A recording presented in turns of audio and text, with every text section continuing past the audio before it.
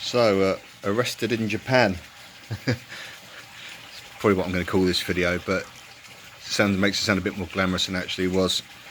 My wife rang me up one day and she said, my God, you know, your visa's expired, your residence visa here. I said, no it hasn't. No, I got my card out, my Gaijin card out of my wallet, and it was still fine. And it turned out the paper counterpart they give you, separate bit, had a different expiry date which had already gone. It was like 6 months prior to what I had on my card. I thought I still had 6 months. So we rang up the immigration office in Fukuoka, which is a city which is about 2 hours by train from Nagasaki. I had to go there, and I was placed under arrest, but it was strictly, as they were politely at pains to point out to me, to be fair to them, it was strictly like procedural, had to be done, because technically I had broken the law by overstaying.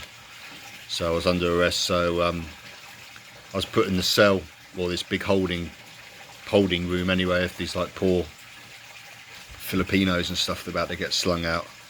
They'd found working illegally, doing whatever. It was pretty grim for them. It showed me a different way. So I count my blessings anyway, that aside.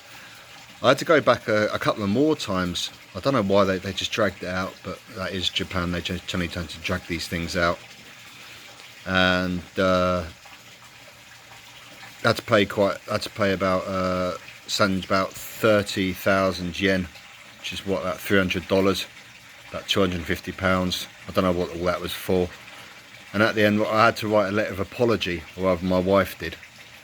I had to write apologising for the you know, confusion, or whatever the buzzword is, I'd caused. You know, even though it wasn't my cock up. I mean, I looked at one expiry date. It wasn't to know they'd given me two, just to, you know, try and be cute. But there we are. But the happy ending to this particular story was when I got my new card come through. I got permanent residency, which by then I'd only been in Japan 3 years or something. And apparently some of the others had been here. They said you've got to be here 10 years or more, or 15, or whatever. But yeah, I got permanent residency, a card. So that was pretty cool. That was really unexpected. Yeah, summarise, so I had to do the 4-hour round trip to Fukuoka, the immigration centre, I think 3 times it was. The last time I kind of got interviewed by this guy, and I had to hand over my letter of apology and promise I'd never do such a thing again or whatever. And I was formally arrested and placed in a holding cell. They just sort of left me in there for like an hour, and they said, okay, come back out again.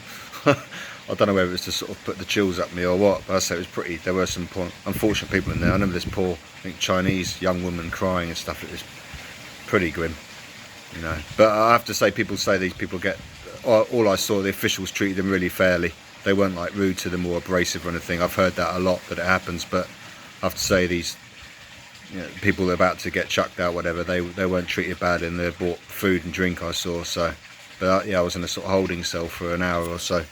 So I don't know, just put the chills up me or something. But yeah, that was my experience of being, it was 2014, 6 years ago now. That was my experience of being under arrest in Japan. Okay, laters.